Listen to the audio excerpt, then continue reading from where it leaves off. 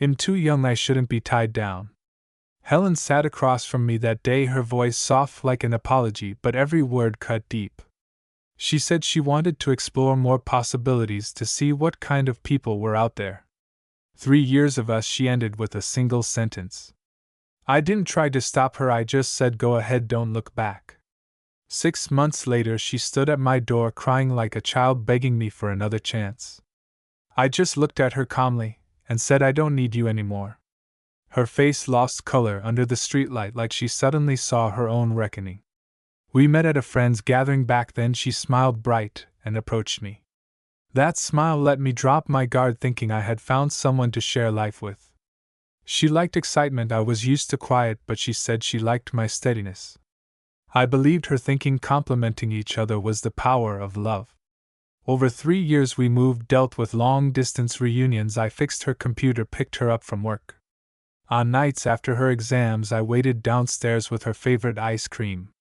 She always said I felt like home made her feel safe. But in her mouth, home eventually became a chain.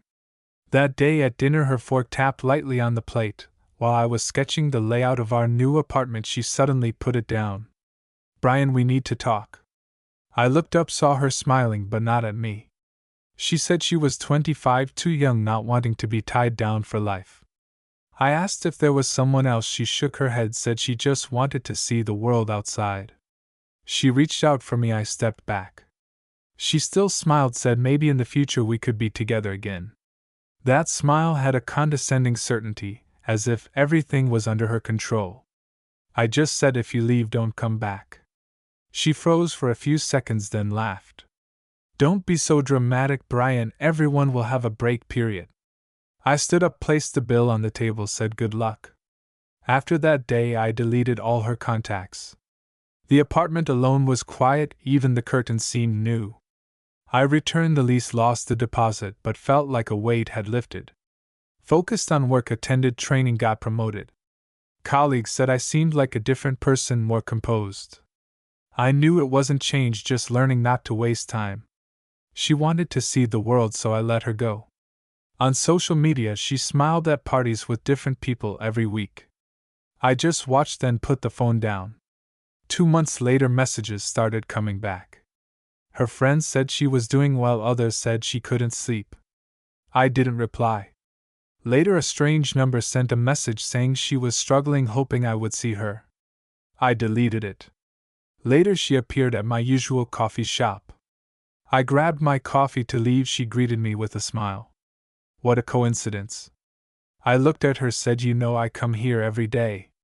She stiffened, said she also came here often. I ignored her and walked away. After that, she began showing up more frequently. At the supermarket, the bookstore, outside the basketball court. Each time pretending to run into me. I smiled out of habit, politely avoided her. But friends told me her posts became strange, sometimes posting photos, sometimes videos, drunk, crying, calling my name. I didn't respond, watching it like a play that had nothing to do with me. 6 months later, she stood at my door wearing my old college hoodie. She said it was comfortable, never returned it. She said she wanted to start over, said she finally realized who was worth it. I leaned against the door, calmly asked, have you had enough fun? Her tears fell, she said I was wrong. I shook my head, said I don't need you anymore. She reached for my sleeve, I stepped back. You said I was husband material, then I hope you find the right person soon.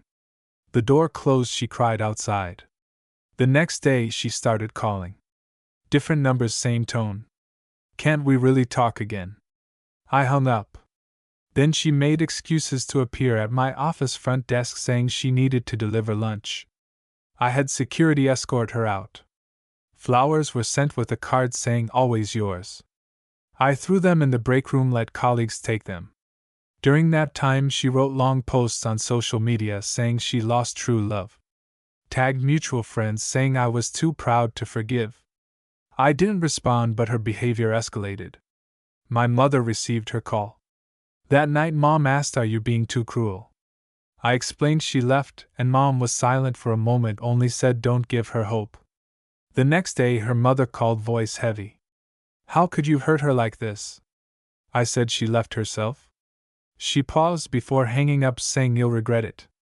I didn't reply. Afterwards, her harassment escalated. Texts in the middle of the night saying she could see my lights. Saying she saw me with another girl on the street. I began documenting all evidence. A friend recommended a lawyer, said prepare a restraining order. I did, keeping every voicemail, every message. Weeks later, I went on a date with someone else. A girl named Nancy, a colleague. That night at a restaurant, she suddenly turned pale. I turned, saw Helen at the bar wearing that red dress. She lifted her glass towards me. I felt the scene like a farce. She came over smiling, saying what a coincidence. I said you should leave. She looked at Nancy, said I'm his girlfriend. Nancy responded coldly, you know he doesn't want to see you. Helen's face darkened, waved her hand, knocking over the glass. Wine spilled all over the table. She froze. The manager called the police. At that moment, she completely lost it. Police recorded statements warned her not to approach me again. I watched at the restaurant door as she was taken away. Her lips trembled, saying you won't refuse me forever. That night the wind was cold, her figure swaying under the streetlight like a hallucination. Days later I filed for a restraining order. Lawyer accompanied me to court. She came too. Dressed neatly, head down. The judge reviewed the material, voice calm. You stalked, were warned, still continued contact. She cried, saying she just wanted to reconcile. The judge didn't listen, signed directly. Restraining order, 2 years, no contact. That day her mother confronted me, saying I ruined her daughter. I answered she ruined herself. In the following weeks her life collapsed. She was fired, friends distanced themselves. Social media posts about overcoming shadows. I didn't respond, just handed all records to the lawyer. At night, sometimes hearing wine through the door lock, I never thought of her again. This story began with him too young. She thought freedom was candy to taste and return. She didn't know some doors once closed never reopen. 3 years of love, she dismantled herself. 6 months of exploration brought emptiness. Once said I was husband material, now even friends avoid her. And I just continued living my life. She became part of the past, like the $500 deposit, lost but worth it. That was the last time I paid for someone else's mistake. Brian left the company that day carrying only a folder. Peter stood at the door smiling. People without background, how far can they go? He didn't reply, just turned away. Mother's call rang. He said work was fine, tone calm, comforting someone else. At night in the rental he wrote resumes, sent emails, got them returned. Friend Tom urged him to rest. He shook his head, continued searching, delivering in the day, working at night, hands bleeding, never complained. 3 months later a small company hired him, low pay, diverse tasks, boss bad-tempered, yelled often. He endured, never argued. Project mistakes, everyone blamed him, he took it all. Peter messaged you are always useless, he deleted, didn't reply, worked overnight rewriting code, 3 days no sleep, found the error, proved innocence. Boss saw evidence, said good job, colleagues silent, no laughter. Promotion notice arrived, he changed desk, sunlight on table, expression calm. Peter posted group photo, he glanced, continued coding. 1 year later promoted, team lead, adjusted, chaotic team followed process. Rumors of favoritism he ignored, responded with data. Project launched early, clients satisfied, boss praised ability. Peter messaged congratulations, deleted, didn't reply, continued files, expression neutral. Company expanded, he led new branch, chose team, set plans, trained newcomers, schedule tight meetings, many. Launch day system flawless, client praised, early payment, promoted technical director, applause, dance at party. He worked late, office recruitment, email from Peter's subordinate, position next day, HR asked, interview, he said follow procedure, afternoon reviewed files, left resume bottom of pile. Days later Peter came, interview closed, neat eyes evasive, HR introduced position, Brian walked in, brief eye contact, tension. Peter smiles, stiff voice trembling, Brian nodded, HR continued, interview finished, HR asked decision, he said discuss later, closed folder, coffee cold. Peter messaged politely, willing start, low position, few days later begged I need this job, he didn't reply, projects continued, branch stable, profit up. Meeting focused, listening, company awarded best growth enterprise, cover photo, Brian included Peter like lonely at bottom. Weeks later, HR brought letter. Peter wrote only one sentence. I understand. He read, folded, put in drawer. Rumor. Peter left, no destination. Company rejected, avoided conversation. Industry said he ruined himself. He stayed silent, continued meetings, tasks, signature neat, steady. Secretary delivered documents, nodded, no mention old events. Company equity adjusted. He listed core team news reports. Technical director Brian photocom expression, quote, justice is the best revenge. He didn't smile or explain. Signed contract, walked out. Glass door reflection, clear, back clean, never bent. Project expansion, frequent recruitment. He busy, late, hardly looked. Phone. HR delivered new list. Top line, Peter's name. Resume, tidy, experience, polished. Reference, Helen, former girlfriend. Glance, cold. Paper folds, neat, like prepared. Meeting began. Topic, technical outsourcing. He delegated files calmly. Secretary asked, avoid conflict. He said, follow procedure. Days later, Peter joined, assigned to his subordinate project group. First meeting tense. Peter handed report, cautious. Brian nodded, glanced briefly. Report flawed, returned. Peter face red, still pretended calm. Multiple submissions rejected, errors increased, patience decreased. He pointed each issue plainly. Late project overtime. He supervised. Peter misentered data, delay, client complaint. Meeting. He asked explanation. Peter head down, voice trembling. I thought that was old form. He said, you thought too much. Room silent. After Peter followed to office door. I am not intentional. He head steady. I only care about result. Peter left, door closed softly like old feud. Half month later, client complaint resolved. Senior requested accountability report on desk. Signed. Peter removed from project, demoted, remained silent.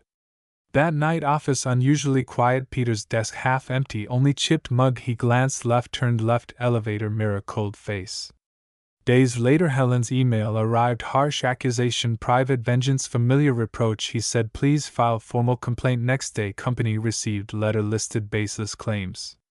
HR investigation. He cooperated fully, evidence complete, files neat. 3 days, investigation ended, complaint invalid, letter archived, boss patted shoulder, well done. Peter transferred, edge position, same department, gradually isolated, meetings ignored, lunch alone, month-end recognition, no ranking, bonus empty. Company message, congratulations, no mention of name. End year team, big contract, signed, media interview cover photo, cold clean expression, no smile. Days later, Peter waited outside, company, eyes dark, collar loose. Brian approached calmly, what do you want to say? I know I was wrong before. That is past. But now you are taking revenge. Revenge? I just followed rules. Peter fist, lips trembling, you ruined me. You ruined yourself. I just wanted to start over. Brian calmly, start over. Said, turned away. That afternoon, Peter dismissed, left, sent email title, sorry, text, I shouldn't have treated you like that, archived, no reply. Monday meeting, normal report, update, project progress, time moved, order restored. Weeks later, company celebration, lights bright, applause continuous. He toasted, colleague, laughter mingled, music. After party, Helen called, unknown number, voice tired. I heard Peter left, yes, he not well, hope he learns responsibility. You changed, I just became clear, long silence, sigh, I was wrong, shouldn't have left you, that is past, can't forgive me. Nothing to forgive, I thought about us, I don't anymore, hung up phone, put back, Nancy messaged, project went well, happy for you, he replied, thanks. Weekend played ball with team, sun bright, rhythm steady, Tom laughed, now you really like a leader, he just nodded, no reply. Game ended, ball brushed net, remembered old conversation. Helen said, you boring, don't understand life now, life clean, complete. Peter later posted, restarted, few likes, glance, swipe, never open page. 6 months later, promoted VP, signed contracts, budget plans, young colleagues, respectful, hands steady. One night cleaning old mailbox, found email, I shouldn't have treated you like that, cursor on delete, key pressed, clean. Outside, lights out, office only, computer bright, stood straight in cuffs, walked out, steps steady, wind calm, street light quiet, nodded, security, elevator closed, mirror expression neutral, like nothing happened, like everything ended.